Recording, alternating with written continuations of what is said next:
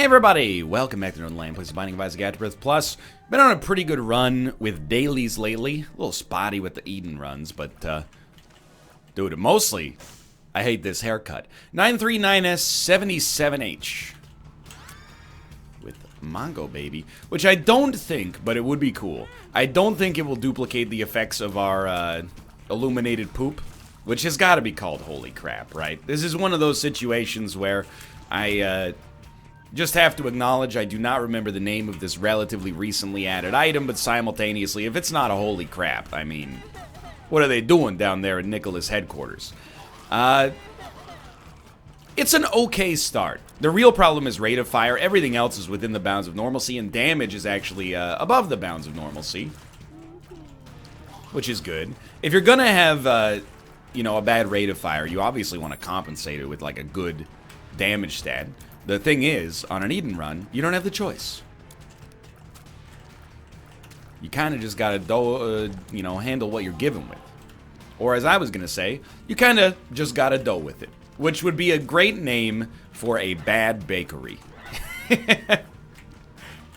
I don't respect establishments that have punny names. And I know that for some reason, my dislike of puns is probably the thing that has made me appear most to be like a grumpy curmudgeon for people. It's not that I dislike puns. It's just that I respect puns as much as they deserve, and then people get offended by that. For whatever reason, I don't understand. Yeah, I get, okay, you got a cat cafe and it's called Cats Off to you. What do you want? $1 million? Like, I get, it's cute. Don't get me wrong. I just don't understand, you know, it's not the height of wit. It's not even wit. It's just a bit.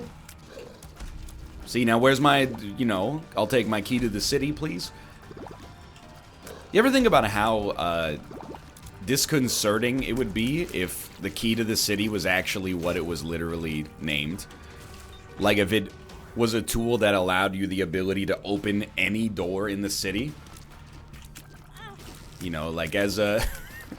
As a thank you for being a volunteer firefighter for many years, we've given you the omnipotent ability to legally enter any establishment inside of the city at any time. I get that it's a symbolic thing, okay? I'm not trying to be needlessly obtuse. This room was a nightmare, by the way.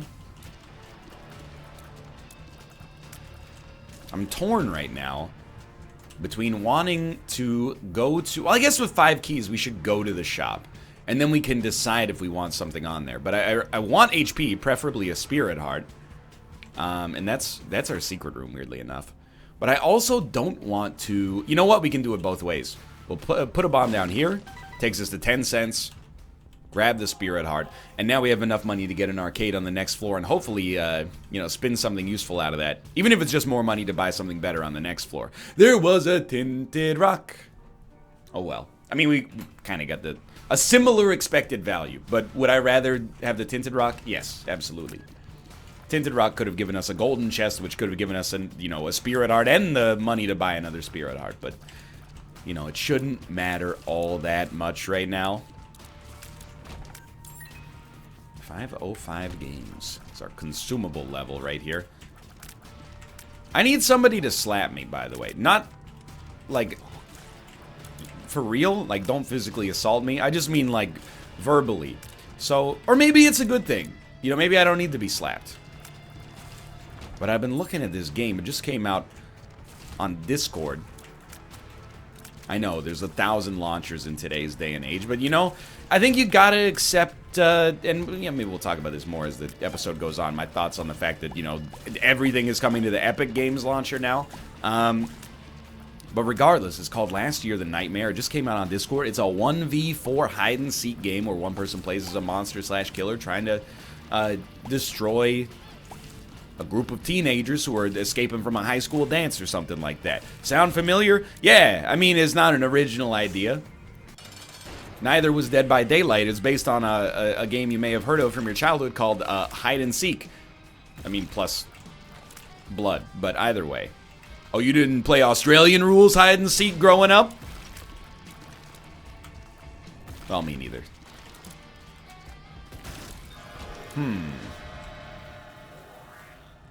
Hold up. Dude, it's a little dicey. But who wants to live forever? Here's what you do. You play this guy. He gives you a great item. It's not so bad, actually. And then you grab this, and you grab Sacrificial Altar, and it's going to give you 2 deals. It gave us Abaddon, which is incredibly useful. Dark Prince's Crown, which is worth nothing right now, but maybe worth something later. Dude, this is a great haul for us. That was a real touchy moment, but we came out of it with a lot more HP. Euthanasia, Abaddon, so just better damage to begin with. Well, I don't know if I'd say a lot more HP, because we've lost all of our red hearts, but, you know. In general, you get what I mean. I think we came out of that ahead. And the reason I mentioned the slap to begin with is that I've never liked any of those hide-and-seek games. Yo, Technology Zero, amazing. You know, I've come to... Well, at first I liked Dead by Daylight, and then I was like... I feel the same way about Dead by Daylight that I'm sure a lot of people feel about Isaac, where sometimes I log into Twitch, and there's like people... And this is literally zero disrespect meant to these people whatsoever, because I'm exactly the same way, just with different games. And I'm like, dude, there's still like thousands of people that are watching you play Dead by Daylight? I finally understand how people must feel when they're like, you know, why does this dude have so many viewers playing a game that came out 4 years ago? But Dead by Daylight never tickled my fancy. And as they added more complexity, which I believe is what has given the game a lot of the fuel for its long-term success and sustenance, that's really when I tapped out the most. When it was hide and seek, I was like, I get it, you hide and you seek. Then they added like the ability to spec into things with perks, and I was like, please, you know, I'm an old man, I don't have time to learn the blood perk system. And then I don't even want to talk about Friday the 13th. I don't know. The community surrounding that game scared the crap out of me a little bit, because, you know, it came out and it was broken, and we were like, it's broken. And then I got some real angry tweets that were like, yeah, it's broken, but it's cool. And I'm like, yeah, I mean, I don't disagree, I guess. It was way more polished than Dead by Daylight at first, at least, except for the, you know, game-breaking bugs. Anyway, but I don't know, I've heard positive things about last year, The Nightmare. I just feel selfish because I'm in the NLSS Discord being like, hey, you guys want to spend $35 each on this game? And then maybe it'll be good. It's the thing, you know, without any... And this is kind of where I want to go with this, actually, to spin out into talking about these other distribution platforms. Steam reviews have a lot of problems, especially if you're a developer. I feel for you. Maybe you tweet something political, you wake up the next day, and your game that, you know, has a 7 out of 10 average from critics now has a mostly negative on Steam because people disagree with your politics and review bomb you. That sucks. However, Steam reviews as a consumer are incredibly invaluable as long as you don't just look at the score and instead look at the reason for the score. Is this game mostly negative for, you know, a reason that is actually applicable to the game? Or is this game mostly negative because of something that, you know, a controversy the developer went through on Twitter or something like that? You know? A lot of games out there that are mixed. Like Hitman 2 is one of my favorite games of the year. It was mixed when it came out. You know why? We just verped a verp pill? That's not why. It's because on Steam, Hitman 2 was listed as free. But actually, no, we don't want to verp a range up. It was the demo that was free. So people were leaving negative reviews that were like, yeah, the demo was great, but I thought the whole game was free, and that's misleading customers, and I don't support that. Look. If your whole critical thought process is just, I found one negative thing to justify giving this game a negative review, that's maybe a review that speaks to you. It doesn't speak to me at all, and I'm glad it doesn't, because I buy Hitman 2, and it's amazing. One of my favorite games of the year. By the way, I'm thinking about Samson's Chain. I'm not just ignoring it. This isn't a daily.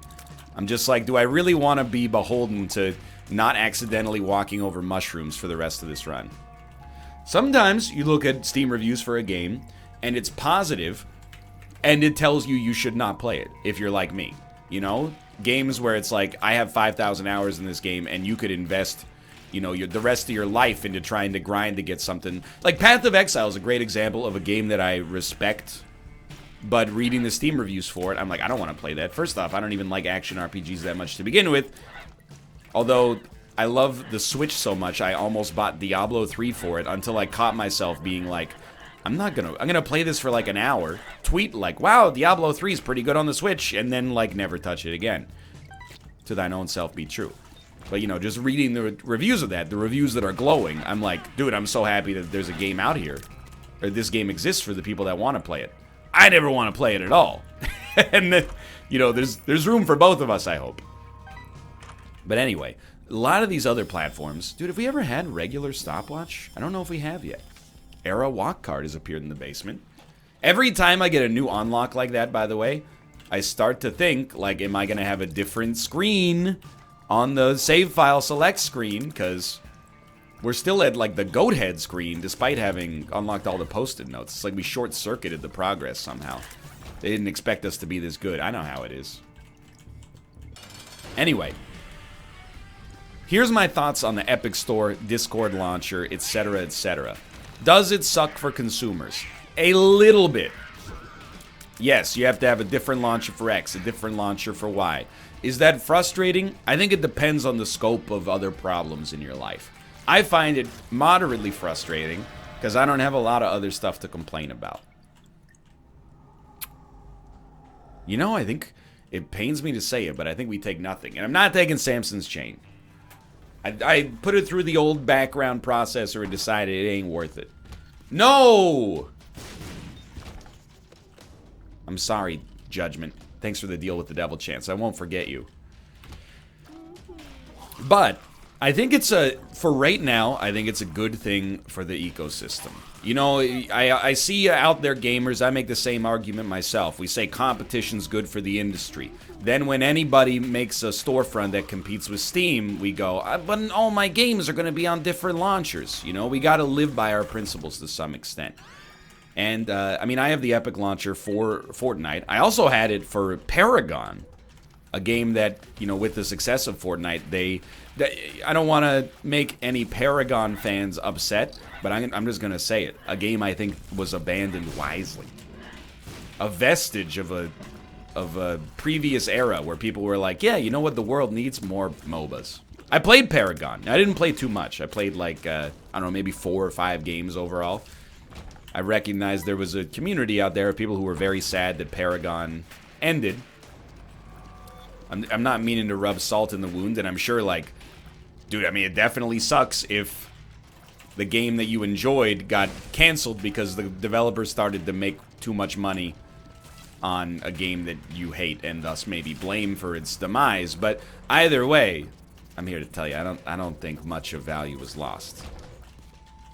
Without being too disrespectful to the developers. I mean, I didn't like it, is where it comes down to. Really want a rate of fire increase, please. I'm willing to give this room a shot. But I think it's good for developers, you know. What's the incentive for a developer to put their game on the Discord store? I'm assuming Discord, you know, financially compensates them. Maybe gives them front page promotion to, you know, tens of millions of users. Not sure how much that's worth, but still. Epic Store? Sure, they're probably being given financial incentives to come out exclusively on the Epic Store. But the Epic Store also has a better split for developers. You know, Steam is like, it's 70-30, and then if you make over $1 million, it's like 80-20, and if you make over $10 million, it's 85-15 or something like that. You can look up the numbers for yourself. So I think the more platforms that are out there that, you know, kind of disrupt that, the better. I say that as somebody, you know, when you look at, you know, YouTube, the behind-the-scenes scuttlebutt has basically been that, you know, YouTube is a 50-50 platform. You know, when ads run in front of the videos, basically YouTube takes half of the earnings, and then the other half goes to either you or the network you're with, and then the network takes a little sliver. It used to be a slice. Now it's a sliver. Times have changed. And then they pass on the rest to you, the person who created the videos. So, you know, I'm not saying that I would never interface with a platform that's 70-30. I'm just saying, you know, and you do, I mean, you're paying for something at 70-30. You know, what does your 30% get you? I mean, access, really. And a user base of like tens of thousands, or not tens of thousands, probably hundreds of millions of players. And I think it's fair to say, well, I don't know, because we're in this cool period, and it happens, you know, several times a year that something like this. Every console launch is an opportunity for a reset. Every new platform is an opportunity for companies to change their fortunes. Like, as much right now as I'm in the Sony Nintendo camp, who knows? Maybe the next generation of consoles, you know, buoyed by the hubris of doing so well this generation, you know, Nintendo releases a console that plugs directly into your cerebral cortex and has DRM, and Sony is like, yeah, by the way, the console's $13,000. It's happened once before. Microsoft comes out and is like, hey, remember us? We're the true fans of the gamer, and then, you know, maybe they get on top for a generation. It's a whole cycle, right? Or maybe not. Maybe the status quo remains the same. Or maybe there is no future console generation. It's just incremental upgrades to the existing one. But every time there's a new store, well, we're going to do this room again. Things like this happen. Like, has anything on this Epic Store except for Fortnite been successful? Well, there is Hades and Ashen. I don't know. Hades seems to be the one of those that has had a little bit more of an enduring legacy, and I'm sure it'll probably end up on Steam at some point, but I would love to see postmortem figures. I don't think they will exist for a while. Plus, it's like a pre-mortem, because the game isn't even out of early access, and by isn't even out of early access, I mean isn't even close to being out of early access. It literally just came out in early access. Anyway, I'm just saying, I can download and run another launcher if it means that Supergiant Games gets an extra 10% cut for their work, as far as I'm concerned. But I understand, you know, in the end, not everybody agrees. You know, you gain something by being on the Epic Store. You also lose something. There's a certain, and it's the same with GOG, you know. There's a certain number of people out there that are like, and I think, I mean, there's like a psychology just to selling things and marketing them in the first place, right? You know, as soon as people can come up with one barrier to purchasing something, it makes it a lot easier to avoid purchasing it. So, you know, people are like, Hades looks good, but the fact that it's on the Epic Store means that I don't want to... Oh, we have the Soul, so he will not hit us. The fact that it's on the Epic Store means, like, maybe I'll consider it when it comes out on Steam, and then it comes out on Steam, and they're like, that game's old. I don't want it anymore. I don't know. I don't have a 2 cents. I do think... Well, it's weird, right? You know? I simultaneously hold the opinion, by the way, thanks for the tiers upgrade, but I simultaneously hold the opinion, yeah, it would be nice if there was a unified launcher, but secondarily, you know, I totally get it. I'm in the same boat, you know, as a content creator. It's nice to be able to diversify my efforts across Twitch and YouTube, but it would also be nice for me if, you know, 100% of the viewing and streaming audience was on one platform, because there would just be a bigger pool, you know? If everybody from Mixer and MLG.TV, YouTube, Dailymotion, etc., was all in the same pool, it's a bigger pool.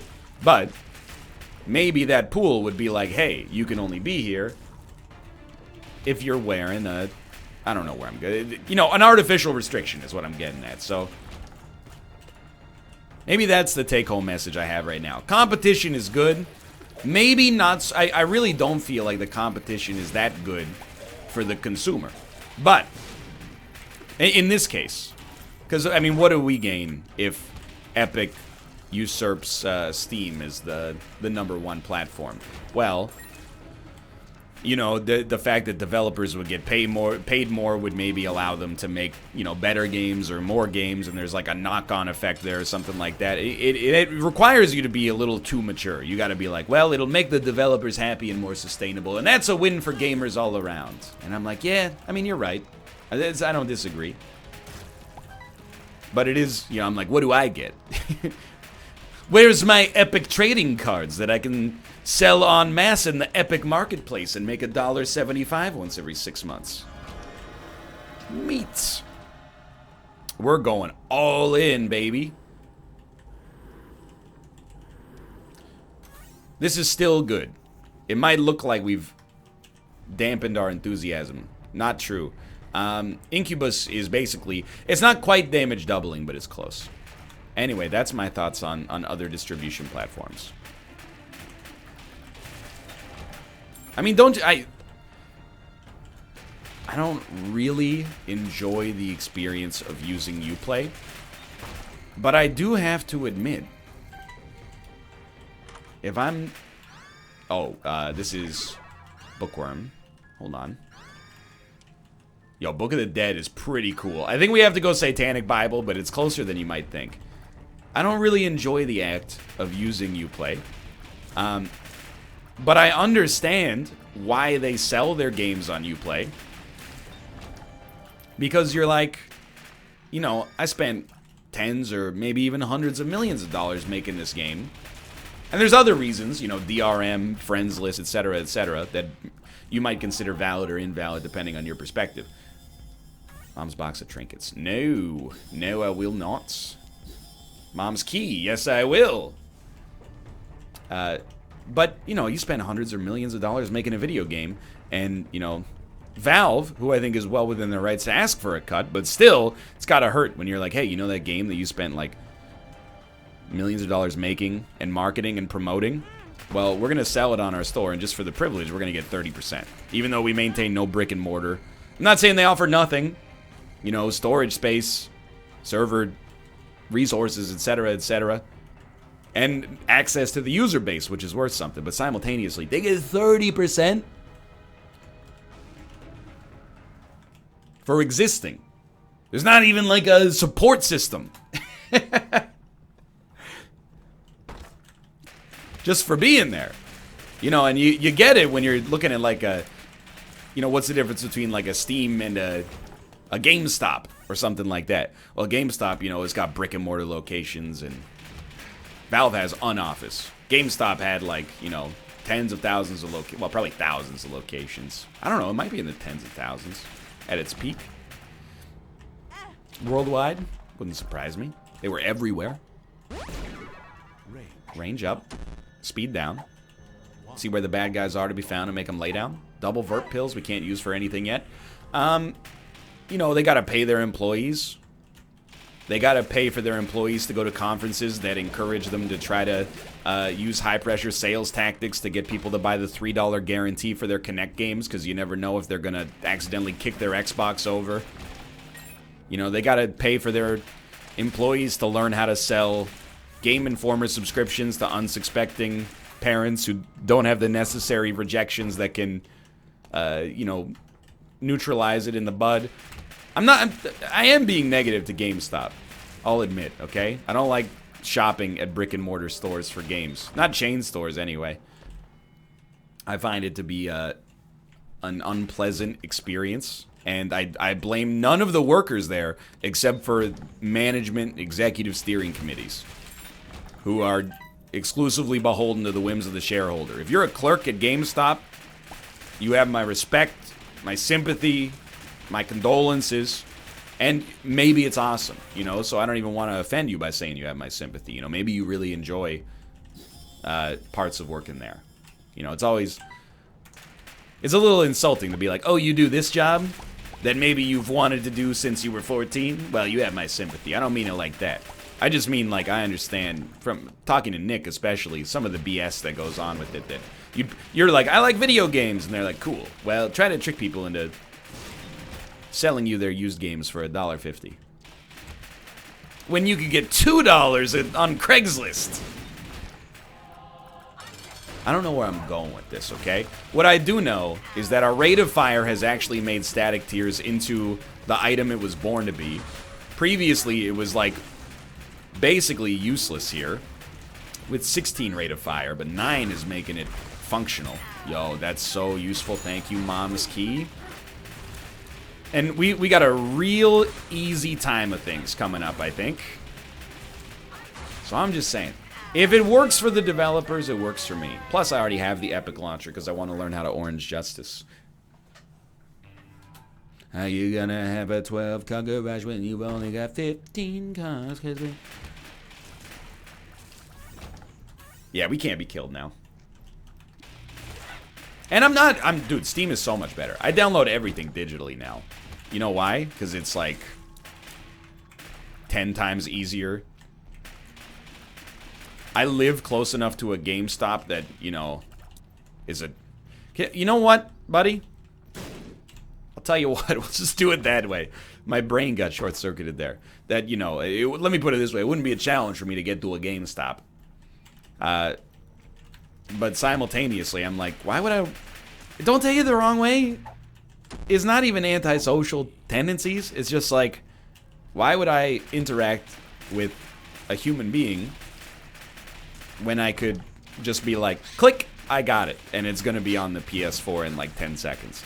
Especially when, you know, most of these box games, you know, you buy them, you got to download an update for them before you play them anyway. You know, any advantage to having a box copy beyond just like a collector's instinct has evaporated, I think. But, you know, you might disagree. There is one advantage, and I'm realizing this. I've been buying things digitally forever, but now, and, you know, this is not meant to be braggadocious. This is what happens when you work in the video game industry. You get weird tax write-offs that incentivize you to, you know, purchase consumer goods to kickstart the economy. We have 2 Switches and we have 2 PS4s. You know, one for Kate's office, one for my office.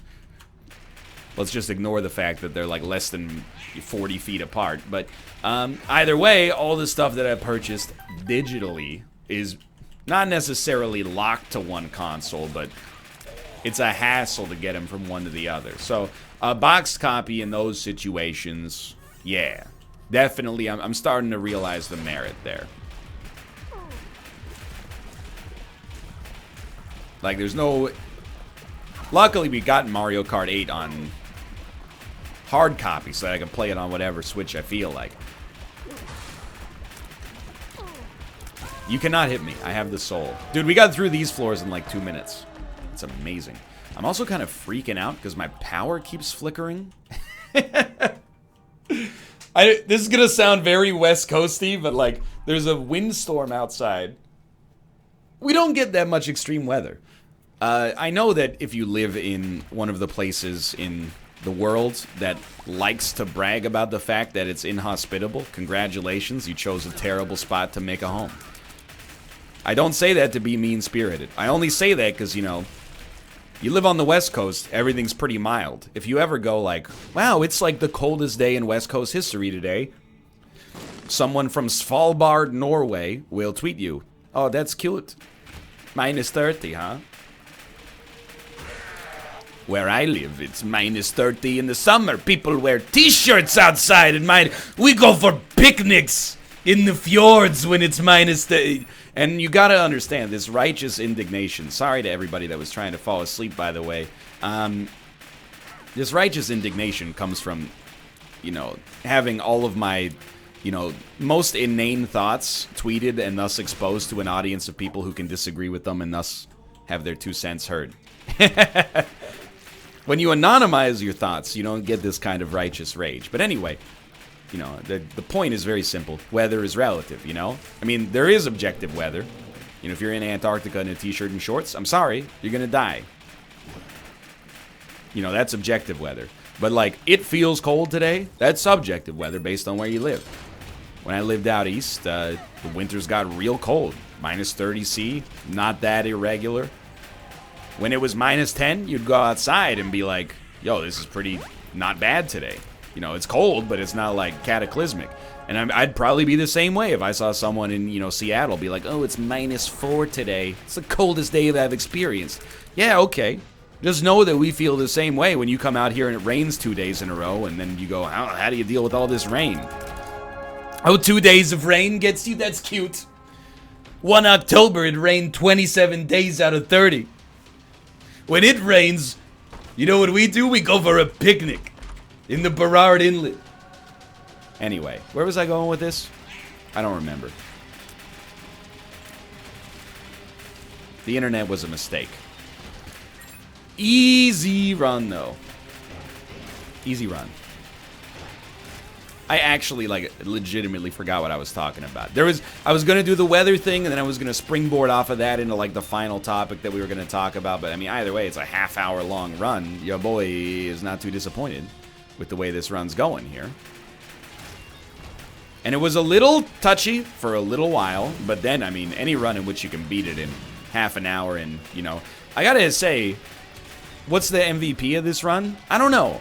But Divorce Papers was our only tiers upgrade, so I'm entitled, or I'm inclined to give it to that. But I also have to give a lot of respect to Static Tiers, but they kind of worked in conjunction with one another, like Elias Pettersson and Brock Besser. You know? Probably Static Tiers is a little bit more glamorous here, but, you know, could Static Tiers have been this good without the existence of the fire rate upgrade? Absolutely not, because it was useless before we got the fire rate increase. You know what hasn't been the MVP? Verp. No offense meant, my Verpy friend. Again, easy run. Hey, thanks for watching. I hope you guys have enjoyed the episode. If you did, click the like button. It was a great deal. Of course, subscribe if you want to see more in the future. For now, thanks for watching. I'll see you next time. See ya!